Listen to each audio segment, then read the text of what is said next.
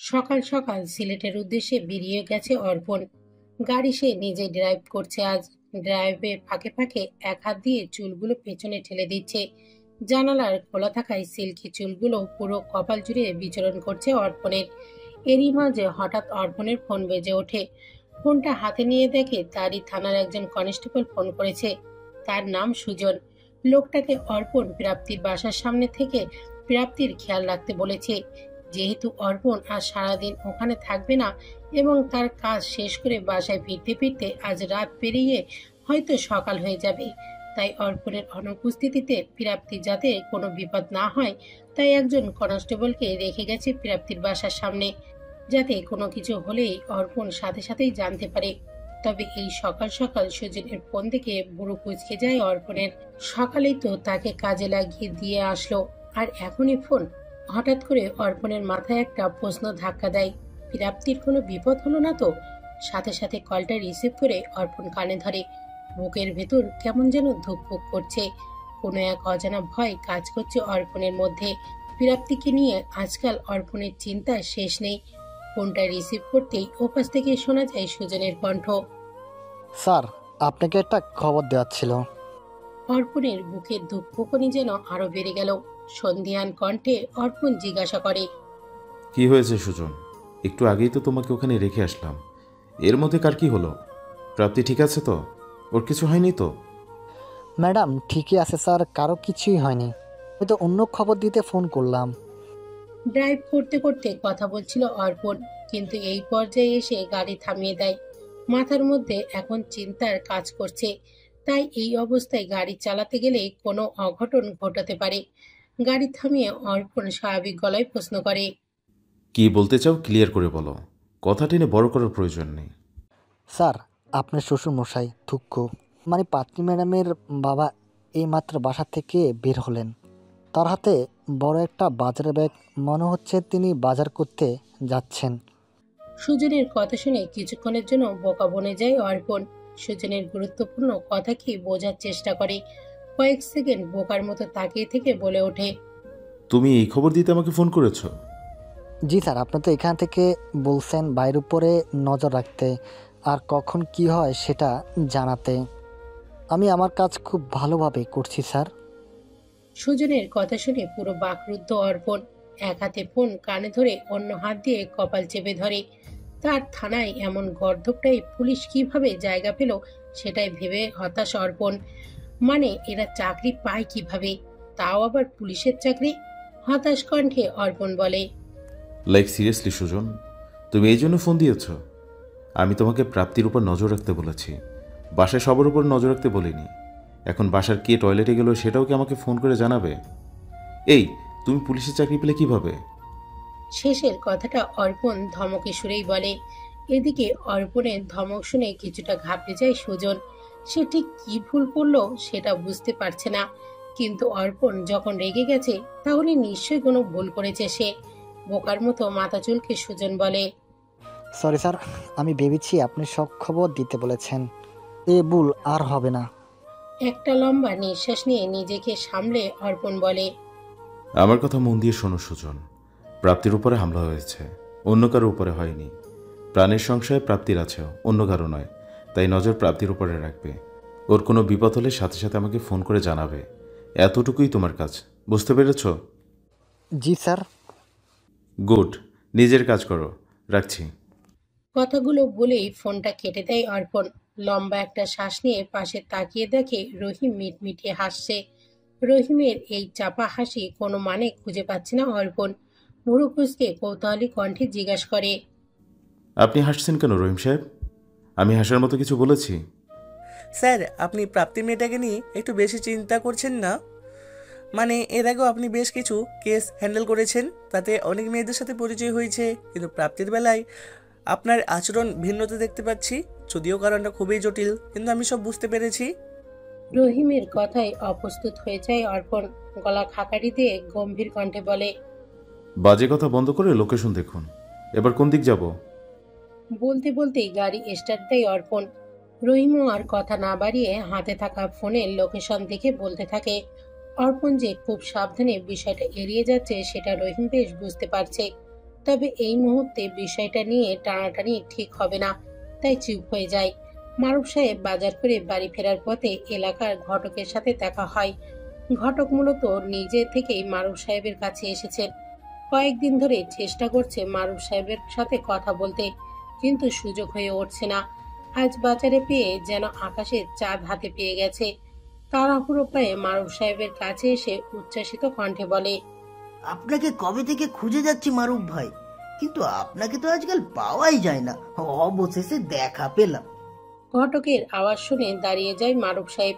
পরিচিত ব্যক্তিকে দেখে মুখে হাসি ফুটিয়ে বলেন, ঘটক সাহেব যে, তা আমাকে কেন খোঁজা হচ্ছিল শুনি? আসলে হাতে একটা ভালো সম্বন্ধ আছে ভাই। ছেলে আমেরিকা থাকে, বড় একটা কোম্পানিতে চাকরি করে, মোটা টাকা বেতন পায়। ছেলের মায়ের সাথে আমার ভালো পরিচয় আছে, তাই আমাকে বলেছে ভালো একটা মেয়ে খুঁজে দিতে। কথাটা শুনতেই আমার আপনার মেয়ের কথা মাথায় আসলো। এখন আমরা সবাই জানি আপনার মেয়েগুলো একদম হিরের টুকরো। এত ভালো শিক্ষা দিয়ে বড় করেছেন যে সবাই ওদের প্রশংসা করে। তাছাড়া ছেলেও অনেক ভালো, তাই ভাবলাম সম্পর্ক জুড়ে দিলে মন্দ হয় না। তাছাড়া আপনার মেয়েও তো বড় হয়ে গেছে, আজ না হোক কাল বিয়ে তো দিতেই হবে ভাই। ঘটকের কথা শুনে ভাবনায় পড়ে যান মারুফ সাহেব। সত্যি বলতে প্রাপ্তিকে নিয়ে মারুফ সাহেবের আকাশ সমান চিন্তা। মেয়ের একটা কমতি তাকে সবার থেকে পিছিয়ে রেখেছে। সব বাবা মায়ের মতো মারুফ সাহেবও চান তার মেয়েদের ভালো একটা ছেলের সাথে বিয়ে দিতে। মেয়েটা তার সুখে থাকুক, কিন্তু প্রাপ্তি কি বিষয়টা সহজভাবে নিবেন? ভাবনা চিন্তা শেষ করে মারুফ সাহেব ধীর কণ্ঠে বলেন, আপনি তো জানেনই ভাই আমার পরিবারের কথা, এমনকি এলাকার সবাই জানে আমার প্রাপ্তির কথা। এই অবস্থায় মারুফ সাহেবকে থামিয়ে দিয়ে ঘটক বলে, ওসব চিন্তা করতে হবে না মারুফ ভাই। প্রাপ্তি মামনিকে নিয়ে কোনো সমস্যা হবে না, আমি সব তাদের বুঝিয়ে বলবো। আপনি অনুমতি দিলে তাদের নিয়ে আসতে পারি। তাছাড়া ভালো ছেলে হাতছাড়া করা বোকামি হবে। বেশ, নিয়ে আসুন তাহলে। তবে আমার একবার বাড়ি গিয়ে সবার সাথে কথা বলতে হবে। আমার বাবা এখনো জীবিত আছে, তাই তার মতামত আমার কাছে বেশি গুরুত্বপূর্ণ। মারুফ সাহেবের কথা শুনে ঘটক হেসে বলেন, সমস্যা নেই ভাই, আপনি চাচার সাথে কথা বলেন, সবার মতামত নিয়ে আমাকে ফোন করে জানিয়ে দেবেন। তবে একটু তাড়াতাড়ি ভাই। হ্যাঁ জি। কথাগুলো বলেই সেখান থেকে চলে আসেন মারুফ সাহেব। মাথার মধ্যে চলছে হাজার চিন্তা। প্রাপ্তি কি বিয়ের বিষয়টা সহজভাবে নেবে? ও আবার দীপ্তির মতো নিজের বাবাকে ভুল বুঝবে না তো? সন্তানের ভালোর কথা চিন্তা করে এক মেয়ের সাথে সম্পর্ক নষ্ট হয়ে গেছে মারুফ সাহেবের, কিন্তু চান না প্রাপ্তি আর শক্তির সাথেও তার সম্পর্ক নষ্ট হোক। বিকালে ক্লান্ত শরীর নিয়ে বাড়ি ফিরে সজীব। আজ অনেক দৌড়াদৌড়ি করতে হয়েছে। এই ব্যস্ত কবে শেষ হবে কে জানে। শান্তিতে একটু শ্বাসও নিতে পারছে না সজীব। ক্লান্ত পায়ে রুমে ঢুকে দেখে দীপ্তি রেডি হয়ে বসে আছে। দীপ্তিকে এই সময় বাইরের পোশাক দেখে বুড়ো কুচকে যায় সজীবের। কৌতূহলে কণ্ঠে বলে, কোথাও গিয়েছিলে দীপ্তি? না, তবে যাব। তোমার জন্য অপেক্ষাই করছিলাম। সজীব বুড়ো কুচকে রেখেই বলে, মানে কোথায় যাবে? কোথায় আবার? ডক্টরের কাছে। তুমি ডাক্তার দাসকে এক্ষুনি ফোন করে বলো আমরা আসছি। তোমার কোনো বাহানা আমি শুনবো না সজীব। আমি যাব মানে যাব, তাও আজই এবং এক্ষুনি। দীপ্তির একরোখা কথা শুনে দীর্ঘশ্বাস ছাড়ে সজীব। বিগত কয়েক বছর ধরে এসবই হয়ে আসছে। বিয়ের এত বছরেও বাচ্চা না হওয়ায় দীপ্তি নিজেকে দায়ী করে। যত দিন যাচ্ছে বাচ্চার জন্য দীপ্তির পাগলামি যেন বেড়েই চলেছে। সজীবের মনে জেগে বসেছে অজানা ভয়। এমন চলতে থাকলে মেয়েটা যদি মানসিক ভারসাম্য হারিয়ে ফেলে। দীপ্তির দিকে অপরাধী চোখে তাকায় সজীব। একটা দীর্ঘশ্বাস নিয়ে বলে, 5 মিনিট সময় দাও, আমি ফ্রেশ হয়ে আসছি। তাছাড়া ডক্টর দাসকে ফোন করে জানতে হবে আজ কোন হসপিটালে আছেন তিনি, তার থেকে জেনে তারপর যাচ্ছি। দীপ্তি কিছু না বলে আবার চুপচাপ বসে পড়ে। সে যে নিঃশব্দে সজীবকে ফ্রেশ হয়ে আসতে বলল সেটা বুঝতে আর সজীবের বাকি নেই। তাই অগত্যা শরীরের সব ক্লান্তি ভুলে ফোন হাতে নিয়ে ডক্টরের নাম্বার ডায়াল করে। তার থেকে লোকেশন জেনে নিয়ে ফ্রেশ হয়ে এসে দীপ্তিকে নিয়ে বেরোয় পড়ে। বিছানায় আদশোয়া হয়ে বসে আছে প্রাপ্তি। কানে হেডফোন লাগিয়ে ফোনে গান শুনছে। সেই দুর্ঘটনার কথা জানার পর থেকে দিলারা বেগম প্রাপ্তিকে রুমের বাইরে বের হতে দেননি। যদি আবার কিছু হয়ে যায় সেই ভয়ে। তাছাড়া প্রাপ্তির শরীরের ক্ষতগুলো এখনো পুরোপুরি ঠিক হয়নি। বিশেষ করে হাঁটুর আঘাতটা তুলনামূলক বেশি হওয়ায় এখনো ব্যথা আছে। এই জন্যই সামান্য খুঁড়িয়ে হাঁটতে হয় প্রাপ্তিকে। এদিকে সারাদিন বাসায় থেকে বিরক্তি হয়ে গেছে প্রাপ্তি। ভার্সিটি না থাকলেও বিকেলে সেই নদীর পাড়ে গিয়ে বসে থাকে। জায়গাটাতে অদ্ভুত এক প্রশান্তি পায় প্রাপ্তি। ঘরের দম বন্ধ করা বন্দি পরিবেশে শ্বাস নিতেও কষ্ট হচ্ছে প্রাপ্তির। কিছুক্ষণ কানে হেডফোন গুঁজে বিরক্ত হয়ে শুয়ে থাকে প্রাপ্তি। ভালো না লাগায় উঠে বসে। গলাটা শুকিয়ে গেছে, একটু পানি খাওয়ার প্রয়োজন। কান থেকে হেডফোন খুলে ফেলে ধীর কণ্ঠে কয়েকবার সুপ্তিকে ডাকে। দিলারা বেগম প্রাপ্তির উপর নজর রাখার জন্যই সুপ্তিকে রেখে গিয়েছেন। কিন্তু সুপ্তির কোনো সাড়া না পাওয়ায় প্রাপ্তি এটুকু বুঝে গেছে যে সুপ্তি এই রুমে নেই। এখন সে কোথায় গেছে সেটাও প্রাপ্তি বেশ বুঝতে পারছেন। নিশ্চয়ই এখন ছাদে গিয়ে লাইভের বক্তৃতা দিচ্ছে। সে তো আবার সেলিব্রিটি, তার তো হাজারো ফ্যান ফলোয়ার, তাদেরকেও যে সময় দিতে হয় সুপ্তির। মুচকি এসে উঠে দাঁড়ায় প্রাপ্তি। কয়েক কদম এগিয়ে এসে হাত সামনে দিয়ে হাতড়াতে হাতড়াতে পানির জগ খুঁজতে থাকে। হাতড়ে সামনে জগ পেয়েও যায়। এক হাতে জগ নিয়ে অন্য হাত দিয়ে গ্লাস খুঁজতে থাকে, কিন্তু গ্লাস খুঁজে পাচ্ছে না। হাত এদিক সেদিক দিয়ে হাতড়ানোর সময় ভুলবশত হাতের ধাক্কা লেগে গ্লাসটা টেবিল থেকে গড়িয়ে নিচে পড়ে যায়। কাচের গ্লাসটা ফ্লোরে পড়ে নিমেষেই ভেঙে চূর্ণ বিচূর্ণ হয়ে চারিদিকে ছড়িয়ে পড়ে। এদিকে গ্লাস ভাঙার ঝনঝন আওয়াজ শুনে চমকে এক কদম পিছিয়ে যায় প্রাপ্তি। কাচের টুকরোয় পা নিচে পড়ায় চাপ লেগে খচ করে পায়ের তলায় বিঁধে যায় সেটা। হাত ফসকে জগটা পড়ে পুরো ফ্লোরে পানি ছিটিয়ে পড়ে। প্রাপ্তির পা ধরে ফ্লোরে বসে ব্যথাতুর আর্তনাদ করে ওঠে। রান্নাঘরে সন্ধ্যার খাওয়ার জন্য নাস্তা বানাচ্ছিলেন দিলারা বেগম। ড্রয়িং রুমে বসে পেপার পড়ছিলেন মারুফ সাহেব আর কামরুল রহমান। তখন প্রাপ্তির রুম থেকে ভাঙচুরের আওয়াজ শুনে চমকে ওঠে সবাই। মারুফ সাহেব খবরের কাগজ রেখে দৌড়ে চলে যান দোতলার।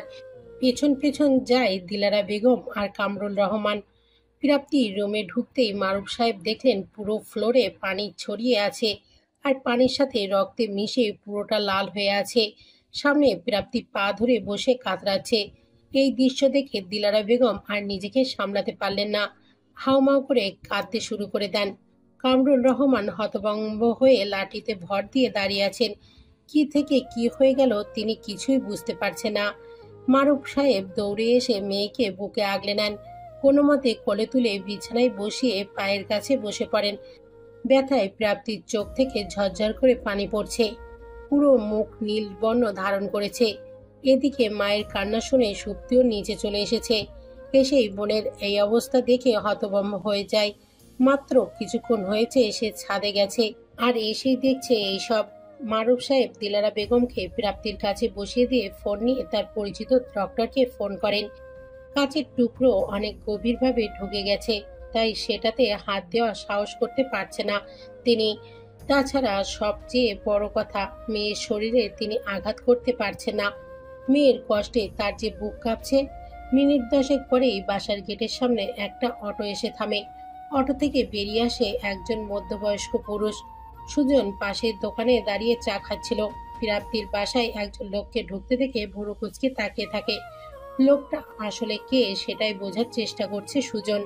তারপর হাতে ডক্টরের সরঞ্জাম দেখে বুঝতে পারে এটা কোনো ডক্টরই হবে। কিন্তু ডক্টর কেন? কারোর কিছু হয়েছে? কথাটা কি অর্পণকে জানানো উচিত? ভাবনায় পড়ে যায় সুজন। অর্পণকে জানাবে কি জানাবে না ভাবতে থাকে। একবার ভাবে ফোন দিয়েই ফেলি, পরক্ষণেই ভাবে যদি স্যার রেগে যায়, তবে না জানালে স্যার যদি আবার রেগে যায়। তাই ভয়কে এক সাইডে রেখে ফোন করেই ফেলে। কিন্তু অর্পণ ফোন রিসিভ করে না। বাঁচতে বাঁচতে কেটে যায় ফোন। সুজন আর দ্বিতীয়বার ফোন করার সাহস করে না। দেখতে থাকে কি হয়। কিছুক্ষণ পর দেখে মারুফ সাহেব প্রাপ্তিকে কোলে নিয়ে বাসার বাইরে বের হচ্ছে। বিষয়টা সুজনের কাছে বেশ গোলমেলে লাগে। ভালো করে লক্ষ্য করতেই নজরে পড়ে প্রাপ্তির ব্যথাতুর মুখ। এটা দেখে সুজন নিশ্চিত যে প্রাপ্তির কিছু একটা হয়েছে। মনে সব ভয় যেন নিমেষেই গায়েব হয়ে যায়। ফোনটা আবার বের করে ডায়াল করে অর্পণের নম্বরে, কিন্তু অর্পণ ফোন তুলছে না।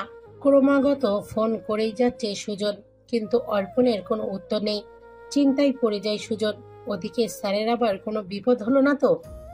গার্লস স্কুলের প্রধান শিক্ষকের রুমে বসে আছে অর্পণ। গম্ভীর মুখে বসে প্রধান শিক্ষকের সাথে কথা বলছে। ইতিমধ্যে নিজের পরিচয় অর্পণ প্রধান শিক্ষককে জানিয়েছে, তবে সে যে পুলিশ এই কথা বাকিদের জানাতে নিষেধ করেছে।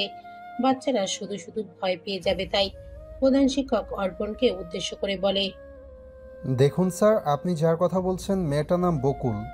মেয়েটা অনেক শান্তশিষ্ট আর খুবই ভালো। ওর ভাই ভাবির বিষয়টা এখনও কিছু জানে না, আমরা জানাইনি আর কি। তাই জানার পর কেমন রিয়েক্ট করবে বুঝতে পারছি না। তাদের কথার মাঝেই সেখানে উপস্থিত হয় 13 বছর বয়সী একটা মেয়ে। ভয়ে কাচুমাচু হয়ে প্রবেশ করে প্রধান শিক্ষকের রুমে। মাথা নিচু করে চুপচাপ দাঁড়িয়ে পড়ে পেছনে। দেখে বোঝা যাচ্ছে যে স্বভাবগত দিক থেকে মেয়েটা বেশ শান্ত। অচেনা মানুষের মাঝে সে সহজ হতে পারছে না, সেটা তার চেহারাতেই স্পষ্ট ফুটে উঠেছে। ব্যাপারটা বুঝতে পেরে চেহারার গাম্ভীর্য লুকিয়ে ফেলে অর্পণ। চেহারার ভঙ্গি স্বাভাবিক করে ধীর কণ্ঠে ডাকে, বকুল, এখানে আসো। অর্পণের ডাকে মাথা তুলে তাকায় বকুল। তাকাতেই চোখের সামনে ভেসে ওঠে অর্পণের হাস্যোজ্জ্বল চেহারা। অর্পণের হাতের ইশারা বুঝতে পারে কয়েক কদম এগিয়ে আসে। কাছে আসতে অর্পণ ইশারায় পাশের চেয়ারে বসতে বলে। বকুল প্রিন্সিপালের দিকে তাকালে সেও ইশারায় বসতে বলে। এই পর্যায়ে সাহস পায় বকুল। ধীরে সুস্থে অর্পণের পাশের চেয়ারে বসে পড়ে। অর্পণ বকুলের সাথে সহজ হতে মাথায় স্নেহের সাথে হাত বুলিয়ে দেয়। আদুরি কণ্ঠে জিজ্ঞাসা করে, কেমন আছো বকুল? বকুলের চোখে বিস্ময়। এই অচেনা লোক তার নাম জানলো কিভাবে, সেটাই বকুল বুঝতে পারছে না। সন্দেহান কণ্ঠে বকুল প্রশ্ন করে, আপনি আমার নাম জানলেন কিভাবে? আমি তো আপনাকে চিনি না। তাহলে? মুচকি হাসে অর্পণ, হেসে জবাব দেয়, প্রিন্সিপাল স্যারের থেকে তোমার নাম জেনেছি। তোমার পরিবারের বিষয়ে কিছু জানার ছিল। আমার প্রশ্নের উত্তর দিয়ে তুমি কি আমাকে সাহায্য করবে? কি প্রশ্ন? ছোট্ট একটা শ্বাস নেয় অর্পণ, তারপর বলতে শুরু করে, তোমার পরিবারের বিষয় বলো। মানে তোমার বাসা কোথায়, বাবা মা কোথায় থাকে, তুমি হোস্টেলে কেন আছো, সব জানতে চাই।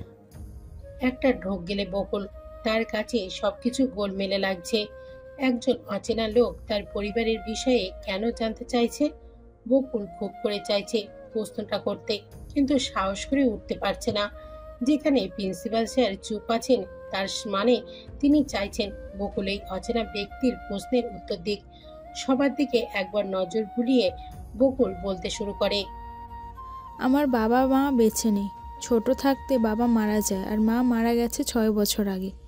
আমার পরিবারে শুধু ভাইয়া আর ভাবি আছে, কিন্তু তারা এখানে থাকে না। ভাইয়া চাকরির জন্য ঢাকা থাকে আর আমি এখানে হোস্টেলে দেখে লেখাপড়া করি। কিন্তু আপনারা এসব জানতে চাইছেন কেন? কারণ তো নিশ্চয়ই আছে। আচ্ছা, তোমার ভাইয়া কি করে? মানে তার চাকরির বিষয়ে কিছু বলতে পারো? না, আমি তো এসব কিছু জানি না। বললো তো মার্কেটিং করে, কিন্তু বিস্তারিত কিছু শুনিনি।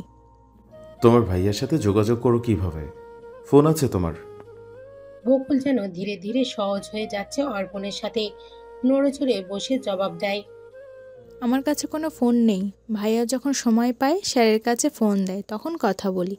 আর ভাইয়া আমাকে বলেছে আমি এইচএসসি পাস করার পর আমাকে একটা স্মার্টফোন কিনে দেবে। কথাগুলো বলার সময় আনন্দে চোখ মুখ চকচক করে ওঠে বকুলের।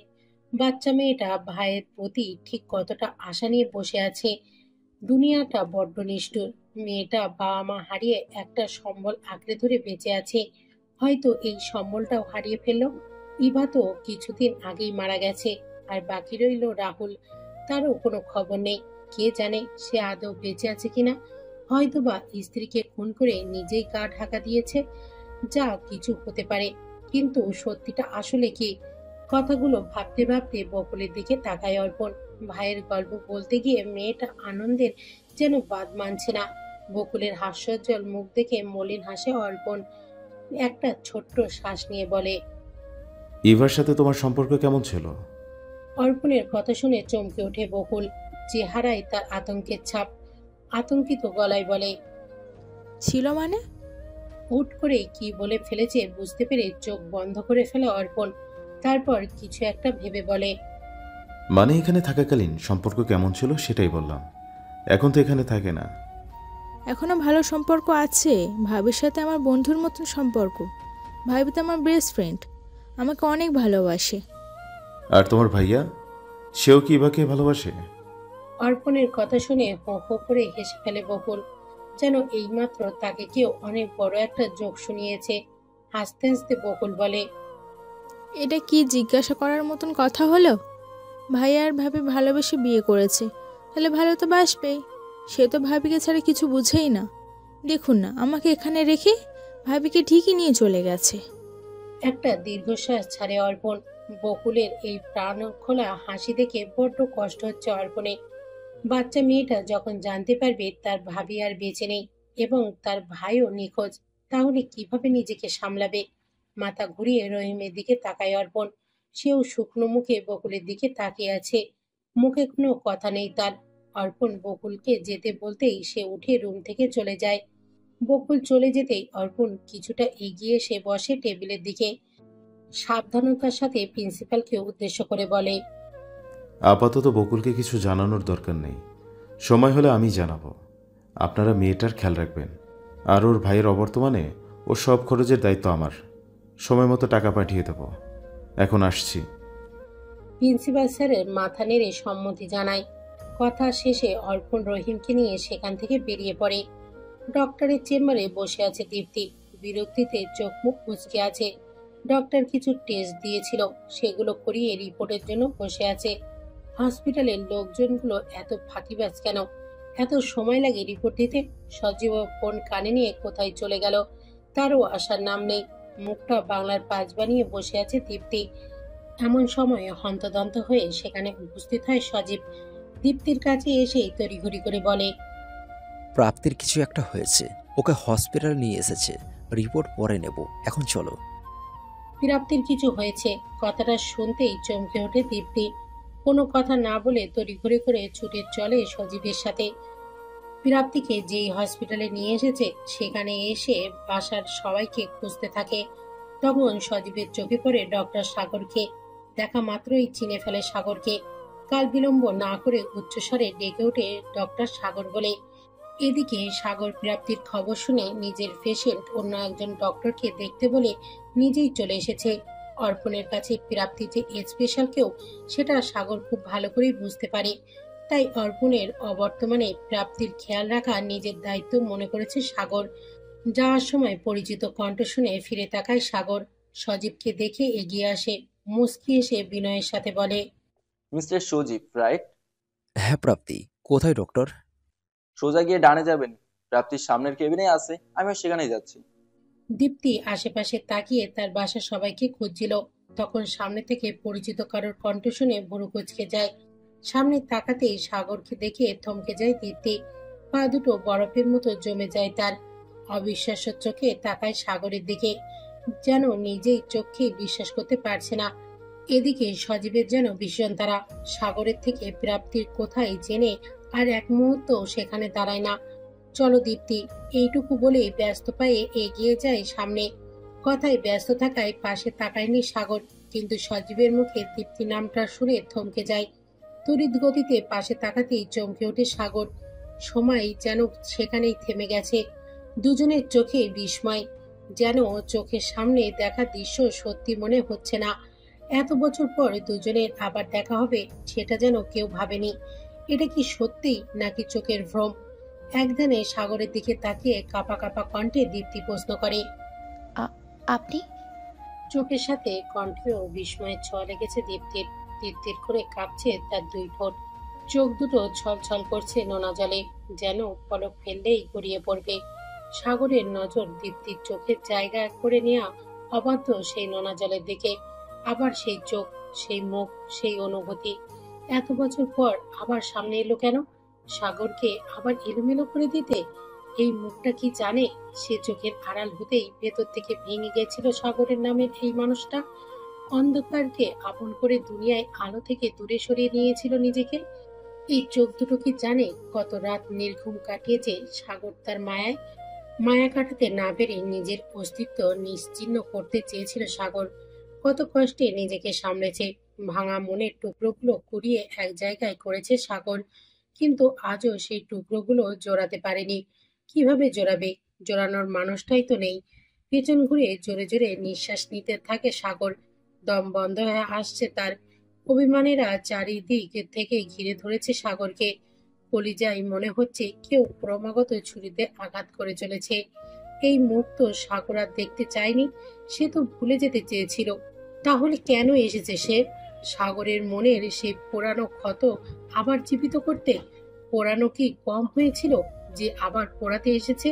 সাগরকে চুপ থাকতে দেখে চোখ থেকে দুফোঁটা নোনা জল গড়িয়ে পড়ল দীপ্তির গালে। অপরাধ বোধ দীপ্তির গলা চেপে ধরেছে। অপরাধী কণ্ঠে দীপ্তি বলে, এত বছর পর দেখা, তবুও মুখ ঘুরিয়ে নিলেন, কথা বলবেন না? কেন এসেছো এখানে? সাগরে শক্ত কণ্ঠ শুনে চমকে ওঠে দীপ্তি। এ কেমন কণ্ঠ, এ কেমন কথার ধরন! সাগর তো এত কঠিন স্বরে কখনো কথা বলতো না। তার মন তো ছিল তুষারের মতো নরম, অসম্ভব বিনয়ী।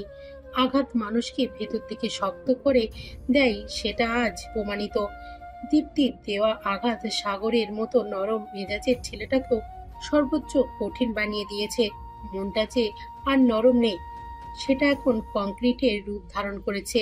মাথা নিচু করে চোখ মুছে ফেলে দীপ্তি। অপরাধবোধ ভেতরটাকে কুড়ে কুড়ে খাচ্ছে।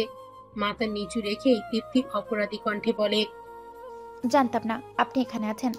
আমি তো প্রাপ্তির কাছে এসেছি। প্রাপ্তির নাম শুনতেই টনক নড়ে সাগরের। অতীতের পাতায় ডুবে গিয়ে নিজের বর্তমান অবস্থা ভুলে গিয়েছিল সে। নিজেকে সামলে নেয় সাগর। পকেটে হাত ঢুকিয়ে গম্ভীর কণ্ঠে বলে, রাতে কি হয় আপনার? চমকে তাকায় দীপ্তি। সাগরের মুখে আপনি সম্বোধন শুনে এটুকু বুঝতে পেরেছে যে সাগর তাকে খুব সাবধানে এটা বুঝিয়ে দিচ্ছে যে তাদের মধ্যে কোনো সম্পর্ক নেই। এখন তারা সম্পূর্ণ অপরিচিত। তবে এসবের জন্য দায়ী দীপ্তি নিজেই। একটা দীর্ঘশ্বাস নিয়ে দীপ্তি বলে, প্রাপ্তি আমার বোন, আমার মেজ বোন। আর ওই ছেলেটা? আমার স্বামী। চোখ বন্ধ করে ফেলে সাগর। দীপ্তির কথাটা সাগরের কাছে কাটার ঘায়ে নুনের ছিটার মতো লাগছে। বহু বছরের পুরনো ঘা আবার নতুন করে জেগে উঠেছে, একদম নতুন রূপে, নতুন যন্ত্রণার সাথে। তবে সাগর সেটা কাউকে বুঝতে দেবে না, আড়াল করে রাখবে বরাবরের মতোই, যেমন এত বছর ধরে লুকিয়ে রেখেছে। দীপ্তিকে সম্পূর্ণ উপেক্ষা করে পেছন ঘুরে যায় সাগর। কাটকাট কণ্ঠে বলে, চলুন আপনার বোনের কাছে নিয়ে যাচ্ছি। তাছাড়া আপনার স্বামী আপনার জন্য অপেক্ষা করছে। আবারও ছলছল করে ওঠে দীপ্তির চোখ। তবে এবার আর অশ্রুকণা গড়িয়ে পড়তে দেয় না। খুব সন্দর্পণে নোনা জলগুলো লুকিয়ে ফেলে। মাথা নিচু করে চলতে থাকে সাগরের পিছু পিছু। গার্লস স্কুল থেকে বেরিয়ে ফোনটা বের করে অর্পণ। সারাদিনের ব্যস্ততায় ফোন হাতে নেওয়ার সময় পায়নি। কে জানে ওদিকের কি খবর। ফোনটা হাতে নিতেই বুড়ো কুঁচকে যায় অর্পণের। ফোনের স্ক্রিনে সুজনের 17টা মিস কল উঠে আছে। কিন্তু সুজন এতবার ফোন করেছে কেন? ওদিকে আবার কিছু হয়নি তো? সাথে সাথে সুজনের নাম্বার ডায়াল করে অর্পণ। রিং হতেই রিসিভ করে সুজন, যেন অর্পণের ফোনের অপেক্ষাতেই ছিল। ফোনটা রিসিভ করেই সুজন গড়গড় করে বলতে শুরু করে, আপনাকে কতবার করে ফোন করছি স্যার, আপনি ফোন তুলছেন না। জানেন আপনি আমি কত ভয় পেয়ে গিয়েছিলাম। আপনি ঠিক আছেন তো? আপনার কিছু হয়নি তো? এক নাগারে কথাগুলো বলতে থাকে সুজন। সুজনকে থামিয়ে দিয়ে অর্পণ জবাব দেয়, ব্যাস এবার থামো, আমি ঠিক আছি, কিছু হয়নি আমার। ফোনটা সাইলেন্ট হয়েছিল, বুঝতে পারিনি। এতবার ফোন দিয়েছিলে কেন? ওইদিকে সব ঠিক আছে তো? কিছু ঠিক নেই স্যার, পাত্রী ম্যাডামের কিছু একটা হয়েছে। তাকে সবাই মিলে হাসপাতালে নিয়ে এসেছে, আমি এখন সেখানেই আছি। প্রাপ্তিকে হসপিটালে নিয়ে গেছে। কথাটা শুনতেই বুকের ভেতর ধক করে ওঠে অর্পণের। হঠাৎ করে হৃদস্পন্দনের গতি যেন বেড়ে গেছে। অজানা ভয় এসে ঘিরে ধরেছে অর্পণকে। চমকে ওঠে অর্পণ, বলে, হোয়াট? কি বলছো এসব? কি হয়েছে প্রাপ্তির? জানি না স্যার। আচ্ছা তুমি ওখানেই থাকো, আমি আসছি। কথাগুলো বলেই ফোনটা কেটে তড়িঘড়ি করে গাড়িতে বসে পড়ে অর্পণ। বুকের ভেতর যেন দামাম বাজছে। এক অদৃশ্য তীর যেন বুকে এসে বিঁধেছে। গলাটা শুকিয়ে কাঠ হয়ে গেছে। অর্পণ যদি পারত তাহলে বাতাসের সাথে চলে যেত প্রাপ্তির কাছে। এই লম্বা সময়টা অর্পণের কাছে ভীষণ তিক্ত অভিজ্ঞতা হবে, সেটা অর্পণ বেশ বুঝতে পারছে। অর্পণের চিন্তিত মুখ দেখে রহিমও আর কিছু জিজ্ঞাসা করে না, চুপচাপ গাড়িতে গিয়ে বসে পড়ে। অর্পণ গাড়িতে উঠেই সর্বোচ্চ গতিতে গাড়ি চালাতে শুরু করে। এক একটা মিনিট সময় অর্পণের কাছে কয়েক ঘন্টা মনে হচ্ছে এখন। প্রাপ্তির পায়ের তালু থেকে কাচের টুকরো সরিয়ে সযত্নে ব্যান্ডেজ করে দেয় সাগর। যদিও বিষয়টা আহামরি কিছু না, তবুও প্রাপ্তির দেখাশোনা সে নিজ দায়িত্বে করছে। কারণ আগে তো প্রাপ্তি শুধু অর্পণের জন্য বিশেষ কেউ ছিল, কিন্তু এখন পরিচয়ের পরিসর আরো বৃদ্ধি পেয়েছে। প্রাপ্তি সুপ্তি ওরা দুজন দীপ্তির বোন। কথাটা সাগর আগে না জানলেও এখন জেনেছে। তাই দীপ্তির প্রতি যতই রাগ থাকুক, মনে যতই অভিমান জমে থাকুক, কিন্তু দায়িত্ব এড়াতে পারেনি। দীপ্তির পরিবারকে যে সাগর নিজের পরিবারের জায়গা বসিয়েছিল। ব্যান্ডেজ শেষ করে উঠে দাঁড়ায় সাগর। প্রাপ্তির পাশে দাঁড়িয়ে কোমল গলায় বলে, ব্যথা কি কমেছে প্রাপ্তি? প্রাপ্তি ওপর নিচ মাথা নেড়ে হ্যাঁ সম্বোধন বোঝায়।